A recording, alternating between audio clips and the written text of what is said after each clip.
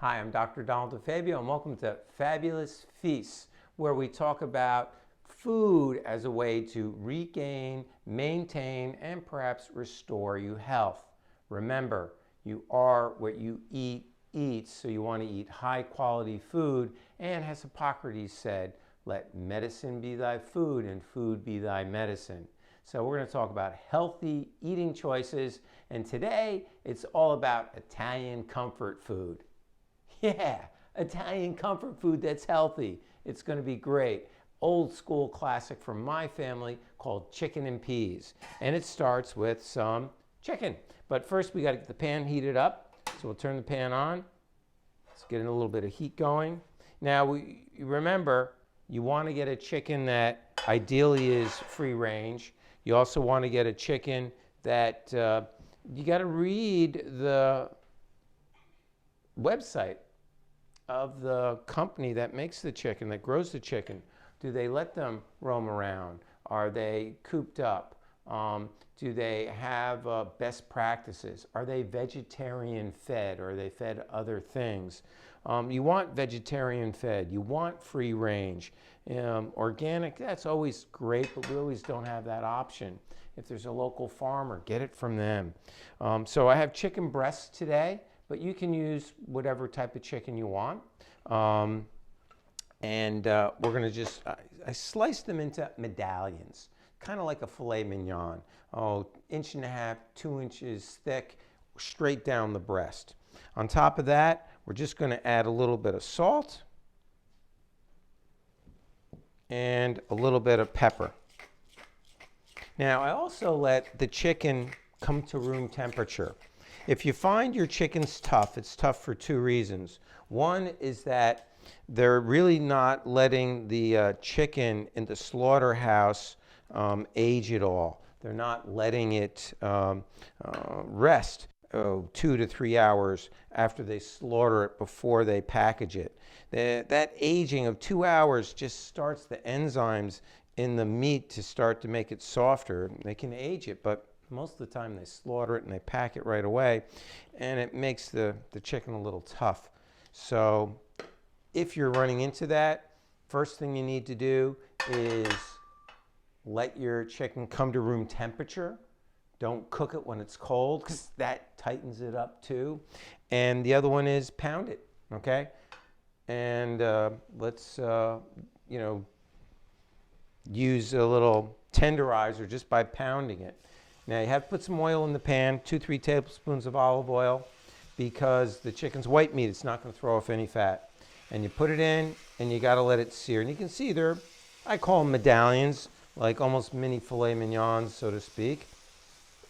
And you're going to sear it on both sides. So we're going to put this in. And if I place these last two perfectly, there we go. Make that 3. We'll get a nice sear on them. And salt and pepper are nice flavors, but that's not the only flavors we're going to be using. The next thing I want to add into here are just a couple of crushed cloves of garlic. Leave them whole, okay? So as they cook, they'll impart the flavor, but you'll be able to leave it in there the whole time. That's going to take probably 4 minutes to 6 minutes on each side. Let it sit so it gets that nice sear on it and crust, and then flip it over. And then we'll add a little bit more seasoning, and you'll see how easy chicken and peas is to put together. And once it comes out, yeah, it makes your tummy feel good. So as this is cooking, I want to tell you a quick story from my patients. Another patient was in the office, and they were preparing for a surgical procedure, actually a vascular surgical procedure. And they were wondering what they can do to prepare. It's a 4-hour surgery. And I said, well, number one, let's make sure you're cardiovascularly fit. Let's talk about walking. Let's talk about treadmill. Let's talk about exercises you can do that are safe to make you a little bit stronger going in for your surgery. That same patient, we found out that he had a lot of weakness in his legs, and one leg was dramatically weaker than the other. And it was like, gosh, how did that happen? Well, it's called life. But isolating these simple things, we had a discussion on what can you do to prehab. My patients know we're big on rehab. We're big on exercises. We're always helping you do things at home as well as in the office to help you hold your adjustments better and to get better faster. But in this case, it was to help with recovery. And look, our athletes know we're all over recovery. We have the Normatec boots for recovery of the legs or the shoulders for the athletes. We use the percussion devices for recovery, the foam roller, the stick. Those are all recovery tools. Our laser, a recovery tool. The radial pulse wave, a recovery tool. Those athletes know all about that. But prehab is a whole different animal. It's making you as strong as you can so that you'll survive your procedure better, whether it's a knee replacement, hip replacement, in this case, a vascular surgery. And it's going to help you be stronger going in, which means you're going to be stronger coming out. It's prehab. So if you need any prehab, ask. Let us know what we can help you out with. Because it's not what we treat, it's how we treat. And prehab keeps you going into a procedure, into a surgical procedure with as much health and wellness and vitality as you can. So you can see we're getting a little bit of a sear on the chicken. Going to need a touch more. This piece I think is ready. It's a slightly thinner piece. Yeah, that's nice. So I'm not going to try to flip it too much. I want to get that really good sear on it. Just let the garlic do its thing. You know, another service that it falls into that whole rehab and prehab, there we go, nice browning on it, is our windback therapy. Windback therapy is very cool. On top of the chicken right now, I'm going to add a little bit of oregano. Not too much, just a little bit. We've already had salt and pepper. Now we're going to get some oregano. And for a couple of reasons. Number one, it's going to give it a nice flavor. Number two, the oils of the pan and the olive oil is now going to start to bring out the oil in the oregano. And you know, oregano's got a little bit of a pungent taste to it. Foods that have the pungent taste like that are high in antioxidants, very good to boost your immune system. Rosemary, oregano, got that little bite to them, so use them as much as you can. As I was just saying a moment ago, some of our patients have noticed we have this new piece of equipment we keep rolling around the office. Ooh, that's nice. It's called windback therapy. It's an electroconductive therapy that stimulates the body to heal itself 3 different ways. And that's why I love it, because that's what chiropractic's all about, stimulating the body to heal itself. And it does it at the cellular level. Oh, perfect. It causes the cells to have increased membrane fluidity. The cells need to get nutrients in and waste products out, and that membrane has to have a certain degree of give to it.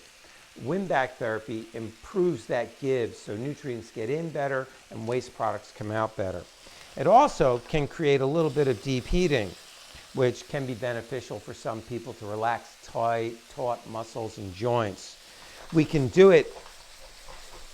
Oh boy, that's nice. There you go. And we want all those little bits of chicken sticking to the bottom of the pan. You can see how they're sticking a little bit. When we deglaze the pan with our comfort ingredients, you're going to see all that flavor come right up, and then it's all going to marry together. But we can use the windback passively, just putting it on somebody's back or neck or shoulder, but we're finding using it while the patient's moving is doing great results for arthritic joints, great for chronic pain conditions. So we actually move the patients around while we're doing it. Other times we can put bracelets on our hands and have the heat and the electroconductive therapy come through our hands while we're doing adjustments. Another cool way of using the windback therapy. And most of you probably don't realize what I'm talking about, because we're one of the few places in New Jersey that has this technology. It's very new to the United States. I'm aware of it because as a sports doc, my athletes are always asking me, "Hey doc, what's new? Hey doc, have you heard about this?" I can't tell you the number of times an athlete has come in and asked me about something that's so new that it's like, I got to go look that up. Well, this time I beat him to the punch. I found out about the win back, brought it in before everybody else did. So now you can see garlic's got a little brown to it, which is okay. We like that. We got a nice sear on our chicken. I'm going to add just a touch more black pepper. Already has oregano. And we're going to deglaze the pan with a can of low salt sweet peas with the juice. With the juice. Pour that right in. Cover it. Lower the heat because we don't want this to cook hard. We just want it to simmer now. 20 minutes. Let that simmer. Occasionally give it a stir halfway through. And I'm going to show you how we can serve it up in a nice, healthy way to have some Italian comfort food that's anti-inflammatory and good for you. All right, we stirred it once. Let's come back and see how it looks. You know, I don't know how it looks, but I'll tell you one thing. It smells great. The oregano, the peas, it is just fabulous. And you can see now it's got a nice little, not gravy, but sauce, just from the water from the peas out of the can. And, you know, if you are one of those people that likes their chicken falling off the bone like my dad, just keep it on a low heat and just let it simmer. If it starts to dry out, just add a tad of water. But this is perfect. Now, what we're going to do for a serving suggestion is to take some roasted portobello mushroom caps. And that's going to be the base for our chicken and peas. You know, we grew up on chicken and peas, and it is just brings back so many memories. Did my mom serve it over portobello mushrooms? No, she didn't. We would have it with fresh sliced tomato and mushrooms. I'm sorry, and white potatoes. But you know, white potatoes are a little high glycemic index. They're a little high in glycemic load. So I really try to avoid that. So you got to get your veggies. I'm going to eat the garlic. I like it. If you don't like it, just leave it in the pan.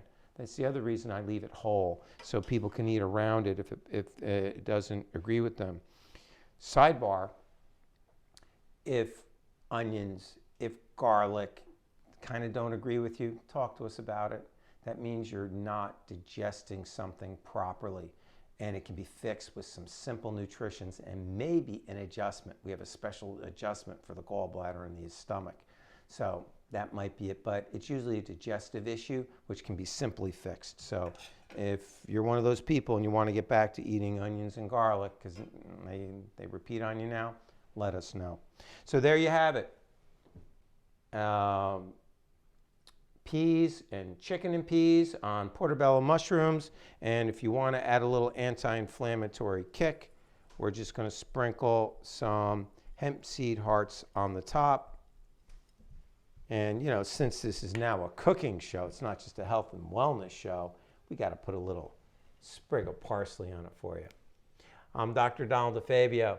Thanks for tuning in. We appreciate it. And, yeah, if you have any questions, just give us a call. But enjoy chicken and peas on portobello mushrooms. Have a great day.